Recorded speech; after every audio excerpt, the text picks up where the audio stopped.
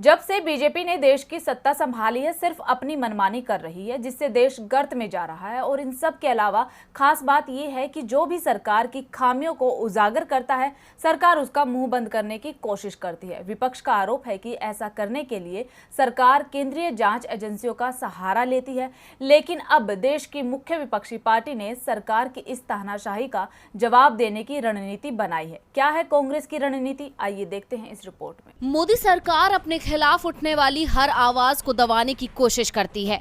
वहीं विपक्ष का तो यहाँ तक कहना है कि सरकार जांच एजेंसियों को अपने इशारे पर चलाती है और अपने फायदे के लिए इस्तेमाल करती है। और पिछले कुछ सालों में ऐसा लगातार देखने को मिला है कि जो भी सरकार के खिलाफ बयान देता है वो ईडी सीबीआई की रडार पर आ जाता है और किसी न किसी मामले में उसे फंसा दिया जाता है। और अब तक कई विपक्षी पार्टियों के वरिष्ठ नेता इन एजेंसियों की रडार पर आ चुके हैं। वहीं जिस भी राज्य में चुनाव होते हैं वहां भी एजेंसियां एक्शन में नजर आती हैं। और हाल ही में पश्चिम बंगाल, उत्तर प्रदेश सहित कई राज्यों में ये देखने को मिला। वहीं पिछले दिनों फारूक अब्दुल्ला, सत्येंद्र जैन, इन सबको निशाने पर लिया गया। तो वहीं ये जांच एजेंसियां अब देश की सबसे पुरानी पार्टी कांग्रेस के आला कमान को परेशान करने की जुगत में लग गई है। और इसी के चलते नेशनल हेराल्ड केस के जरिए अंतरिम अध्यक्ष सोनिया गांधी और सांसद राहुल गांधी को घेरने की कोशिश कर रही हैं।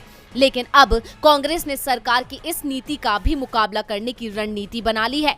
बता दें कि आगामी 13 जून को राहुल गांधी की ईडी के सामने पेशी है। ऐसे में कांग्रेस उनकी पेशी से पहले शक्ति प्रदर्शन की तैयारी में जुट गई है और इसके लिए सांसदों के साथ पार्टी के सभी वरिष्ठ नेता राहुल गांधी के साथ ईडी दफ्तर तक मार्च कर सकते हैं। यानी कांग्रेस सरकार की ये मनमानी और नहीं चलने देगी। ऐसे में अब ये देखना होगा कि क्या कांग्रेस को उसकी इस मुहिम में दूसरे दलों का भी साथ मिलेगा, क्योंकि इस समय शायद ही कोई पार्टी है जिसके नेताओं के घर ईडी या सीबीआई के छापे ना पड़े हो, चाहे वो शिवसेना, सपा, एनसीपी, आप, कोई भी पार्टी हो। ऐसे में दावा तो ये भी किया जाता है कि बसपा सुप्रीमो मायावती को भी सरकार ने इन एजेंसियों का डर दिखा रखा है, जिसके चलते वो चुप हैं। अब इन दावों में कितनी सच्चाई है ये बता पाना तो मुश्किल है, लेकिन सरकार एजेंसियों का इस्तेमाल अपने फायदे के लिए करती है, इस बात को नजरअंदाज नहीं किया जा सकता। अब ऐसे में सरकार की इस मनमानी के खिलाफ कांग्रेस ने प्लान बनाया है। देखना होगा इसमें उसे कितनी सफलता मिलती है